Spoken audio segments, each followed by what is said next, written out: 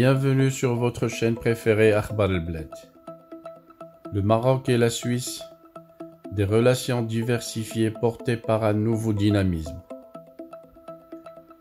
Le Maroc et la Suisse entretiennent des relations fortes, étroites et diversifiées qui ont connu ces dernières années une dynamique particulière portée par la volonté commune des deux pays de donner un nouvel élan à la coopération bilatérale. La célébration cette année du centenaire de la présence diplomatique suisse au Maroc, qui a débuté en 1921, a été une nouvelle occasion de réaffirmer la détermination des deux pays à renforcer les bases de cette coopération, à l'intensifier dans tous les secteurs et à diversifier les visites mutuelles. Les relations diverses qui existent entre le Maroc et la Suisse concernent plusieurs domaines, notamment la finance, l'énergie, les transports, l'agriculture, l'environnement, les infrastructures, l'industrie, l'émigration et la formation. Sur le plan économique, les deux pays s'efforcent d'améliorer les opportunités et d'ouvrir de nouveaux horizons de partenariat et de coopération, notamment dans les domaines des énergies renouvelables, de la finance, des transports, du commerce,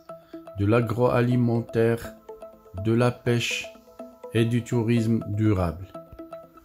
Pour rappel, la Suisse se classe 11e parmi les clients du Maroc et 25e parmi les pays fournisseurs du Royaume, tandis que le Royaume est le 7e partenaire commercial de la Suisse en Afrique. En 2019, le volume des échanges commerciaux s'est élevé à environ 750 millions de francs,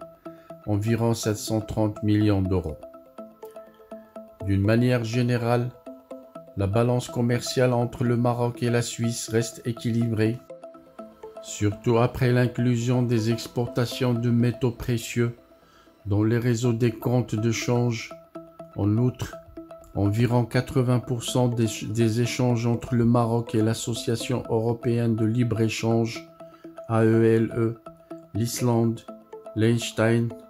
Norvège et Suisse se font avec la Suisse.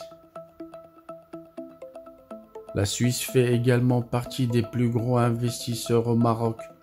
Selon les données de la Banque nationale suisse, le Maroc est le deuxième destination des investissements directs suisses en Afrique du Nord, après l'Égypte, et la 5e en Afrique. La qualité des relations existantes entre les deux pays s'est notamment traduite par la conclusion de plusieurs accords, notamment l'accord de libre-échange, le protocole d'accord dans le domaine des énergies renouvelables en janvier 2018, l'accord visant à renforcer la coopération technique en domaine des transports routiers et ferroviaires en septembre 2019 et un accord de coopération pour le développement du tourisme durable en juin 2020. Au niveau du dialogue politique, les consultations entre le Maroc et la Suisse se sont renforcées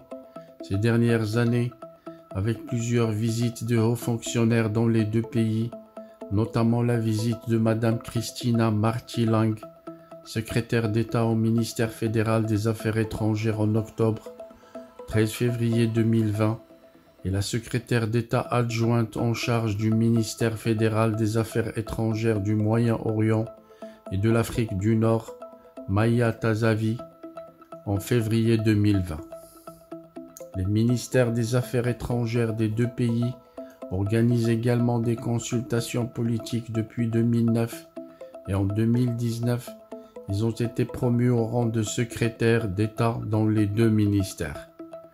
En ce qui concerne la question nationale,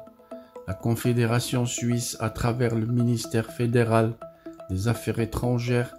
a souligné à plusieurs reprises, à différents niveaux, qu'elle soutient les efforts des Nations Unies et le rôle central qu'elle joue dans le processus lié à la question du Sahara marocain. Estimant que seule la négociation peut permettre une solution politique juste et durable acceptable pour les parties, la Suisse souligne l'importance des efforts sérieux et crédibles déployés par le Maroc en vue de parvenir à une solution politique fondée sur le consensus, prenant acte, dans ce contexte, de l'initiative marocaine pour l'autonomie. En octobre dernier, la chancelière fédérale suisse, chef du secteur justice et police, Madame Karine Keller-Sutter, en réponse à une question orale à l'Assemblée fédérale, a réitéré la position de la Confédération suisse qui ne reconnaît pas la soi-disant République sahraoui. En revanche, les autorités suisses avaient confirmé qu'il n'y a pas de représentation officielle du Polisario au Conseil fédéral ni au Bureau des Nations Unies à Genève.